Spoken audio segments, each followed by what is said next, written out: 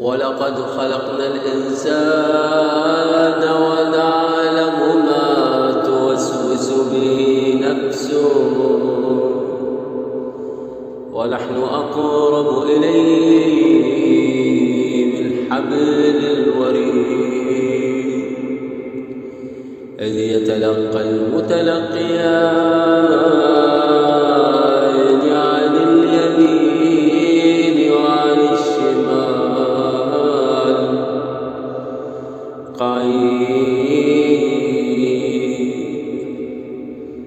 ما يلفظ من قول إلا لديه رقيب عتيد